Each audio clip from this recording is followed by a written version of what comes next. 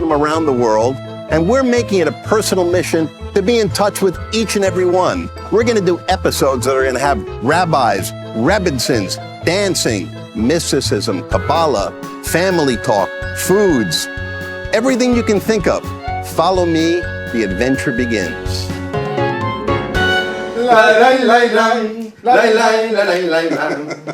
L'chaim yidach, l'chaim bridalach, akim shedin sherin, aguter shoy, alom chulevin, arain zich kulevin, l'chaim sien, ibo shen, nitchivo, bakan, nalevai, stakan, panimai, stofsem chvatila, shasti nazimne, pus budit mir vsigdan, agori nevigdan, pus gai garyat, Namen ben namagnem, l'chaim yidalach, l'chaim bridalach, akim shedin sherin, aguter shoy, alom chulevin, akim cut it out. Ibo shen nitchivo, bakan, nalevai, stakan, panimai, stofsem chvatila, shasti nazimne, pus budit mir vsigdan, agori nevigdan, pus gai garyat, named ben namagnem, Oh, that was fantastic. I don't know even why I just said that. You cut it out. And that was in Russian? That's in Russian and Yiddish. It's we learned this in our we were days in in Moscow. Moscow, and Oh, wow. you know, Before we start this, because you instructed me, yeah, I mean, I was supposed to say, let's do a little tzedakah, because every time Good. people get together, we have to have A mitzvah. a little mitzvah. So Okay, there you here, go. so we'll put it in the I've got in the box. I've got You got one? Okay. So let's put it in the box. Okay. A little something, whose goodness and kindness should result from anybody getting together, right? yes, yes. This is what you taught me. Well, this is the Rebbe spent hours every week, and he would personally, every time he met someone, would give them a dollar to put in tzedakah for that very reason, so that every moment is a mitzvah. Very nice. Now, not to change the subject matter, but just so you'll know, you did give us $1 when we were together, which I'm going to explain in a second why we're even together, and we did bring that dollar to the White House, didn't we? We did. Can I tell everybody what we're doing? My name is Stephen Paul, and my dear friend John Voight, he said, you must meet the guys, these two rabbis from Chabad. They are hysterical. They are like a musical comedy team. So if they don't want to be rabbis anymore, I'm going to be booking them around the world. You'll see them starting in the Catskills. But I'd like the boys, I call them boys, the two boys to explain what Chabad even is, how it began, what it means, why they're dressed in black. I asked them to wear red today, no, but they decided they were going to wear black. We're going to explain what that even means. So what is Chabad? Thank you, Steve. Okay, I got to go. So, Chabad, the word Chabad, actually has it's an acronym for three different Hebrew words: Chachma, Bina, and Das. The Hebrew words for wisdom, understanding or evaluation of wisdom, and the application of wisdom, knowing it. We are wired with a body and a soul, form and matter. And the soul actually has a certain science to it that if we just learn about it, we understand it. It's not like something that's imposed on it. It totally makes sense. And the way that we gain new intelligence is when a light goes off. That's how we describe it in common language. A light goes off. Like I was going, boom, a light went off. In Hebrew, that's called a chachma, experience. So the first state of awareness and consciousness is referred to as chachma. I smoked cigarettes for I don't know how many years, and I remember it was over many years ago, thank God, but I was trying to break it, And I remember praying on Rosh Hashanah that Hashem should give me the strength to break it. And something went off, and then suddenly, I think Chaim was part of it. I think Chaim told me, he said, because he just stopped himself, so he was getting me to stop. And he says, just think to yourself, what are you going to tell your kids when you're on that bed, like, while you're there? If God forbid something happens to you. What good excuse do you have? And that was like that. That was like a light bulb that went off, and that's called Bina, when we evaluate. And then the most important part, which us human beings have the gift of, is something called da'at. Da'at means to know. To know is when you take that new form of information and now apply it into our lives, where if that's what that truth is, then my life has to be looking this way from now on. You get that? So that's Chabad. And Chabad is bringing the message of the light of the Torah, and specifically the esoteric teachings of the Torah, the gift of insight, the mystical insight of us being able to live in our most highest potential, in our most highest way that a human being has, is the Chachma experience. Wow. Something, huh? So to I told you. Did you explain it? I fell asleep. Are you put me on there? l'chaim, L'chaim, to yeah. with to life and to health and to success and to fulfillment. L'chaim, l'chaim. I am. But wait, Oh, Yeah, Bracha. of course, you're going to explain it. the Baal Shem Tov, the founder of Hasidism, would say that whenever we encounter water, we should say that the Baal Shem said that water is a sign of blessing.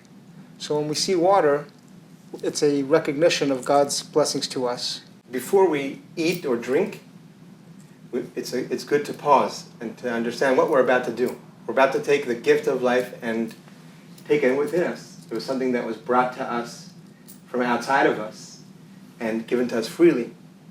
And today they call it mindfulness. It's getting quite popular, but it's really an old one. It's giving our words of gratefulness to God, to our Creator.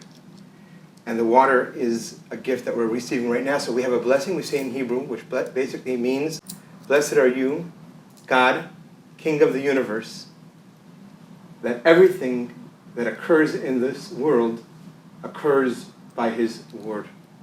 Wow. Right now. beautiful. Wonderful. Baruch Baruch atah atah Adonai Eloheinu melech melech ha'olam Halom shehakol Shehakol nihiyah Nehiyah bidvaro. Bidjaro.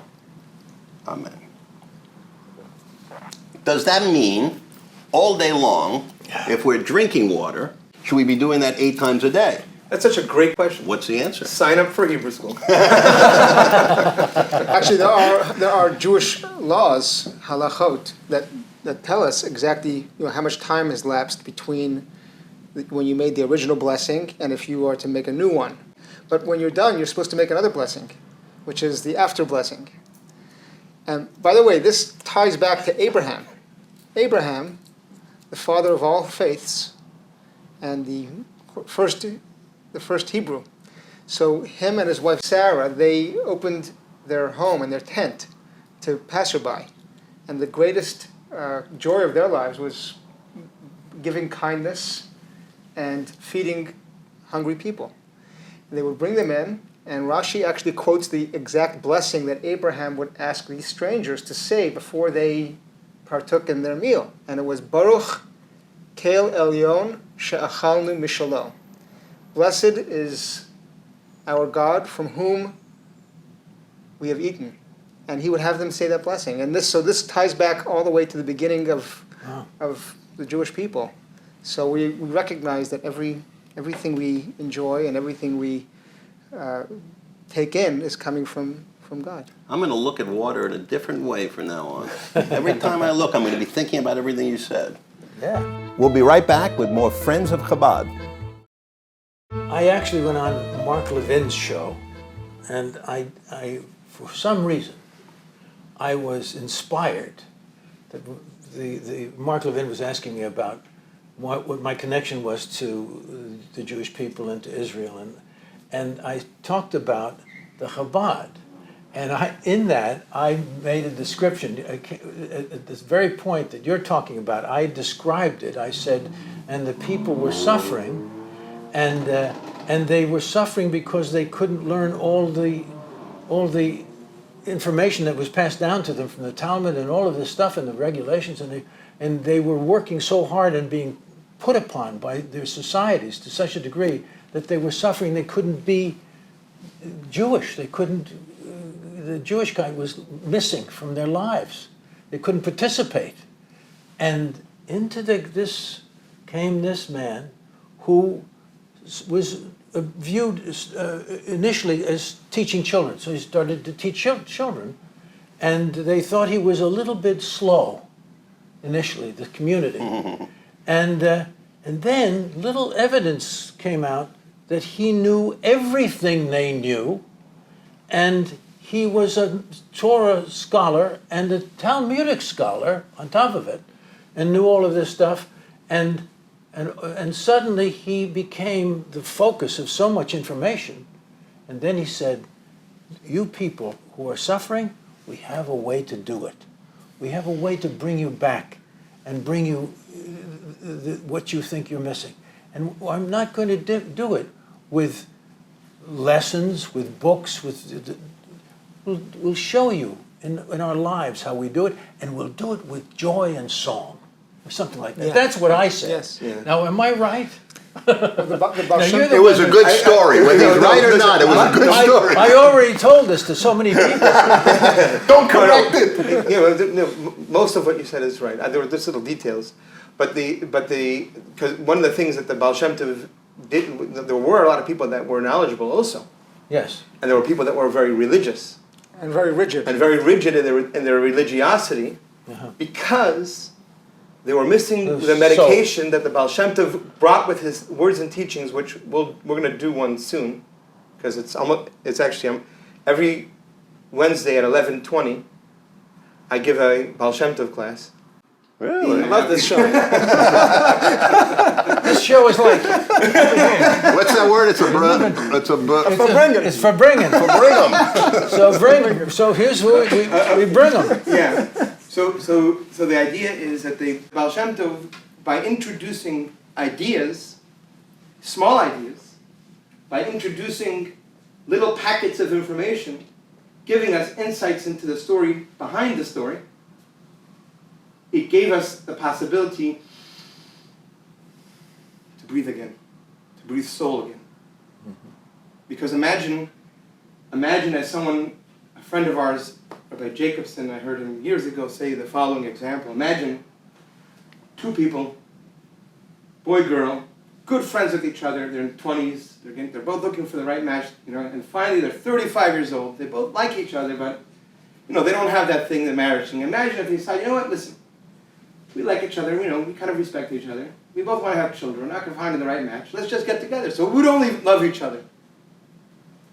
If one were to stop and realize that if that happens, it's not going to last. Because although the love may only manifest itself in certain areas, but if it's not there, eventually everything else is going to start bothering each other.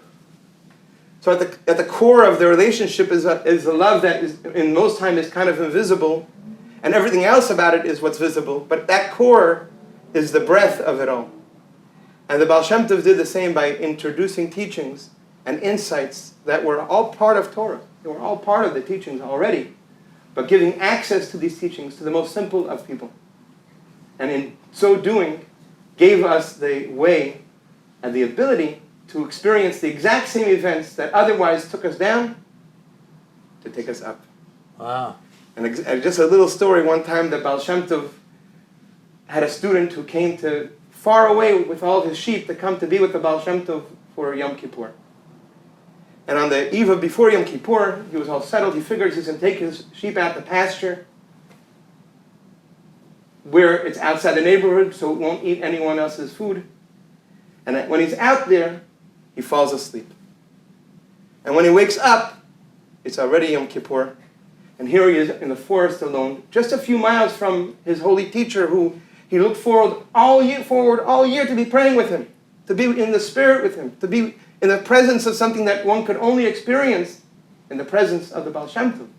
And here he is in the forest. I'm almost starting to cry. I am myself. Yeah. Over Yom Kippur, he prays like he never prayed before. Everything from within just comes out.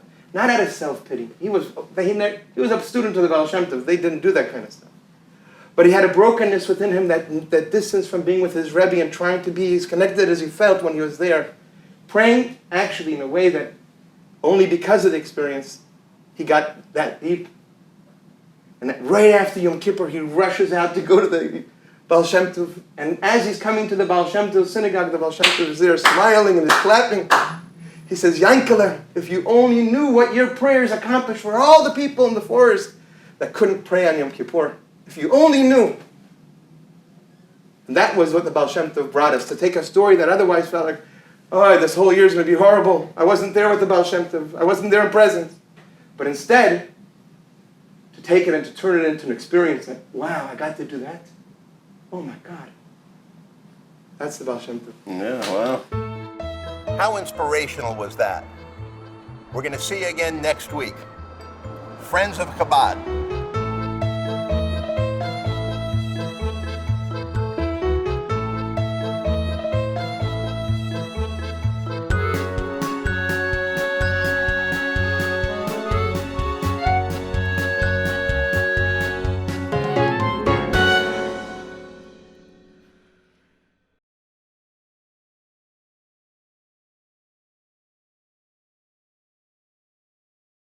Welcome back for more with the Cunin brothers and Rabbi John.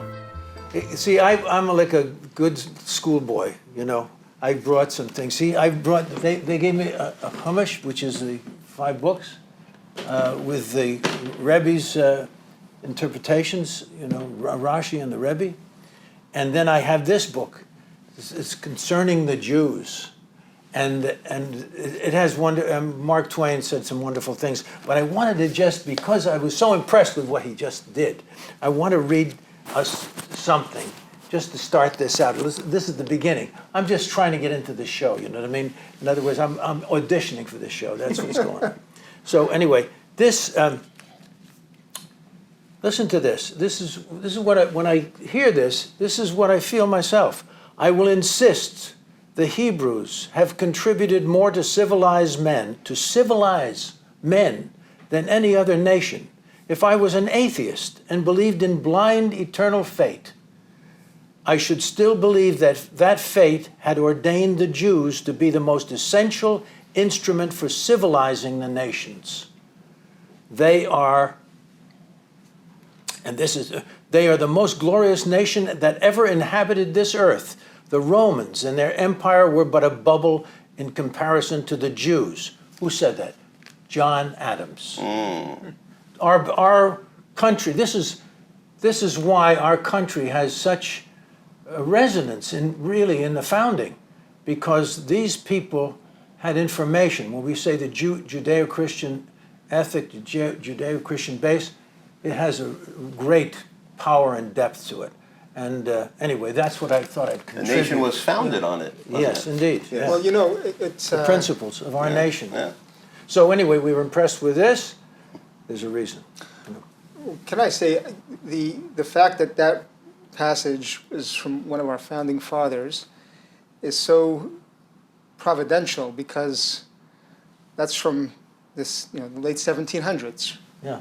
When the United States was founded, and the Chabad movement began in the late 1700s as well.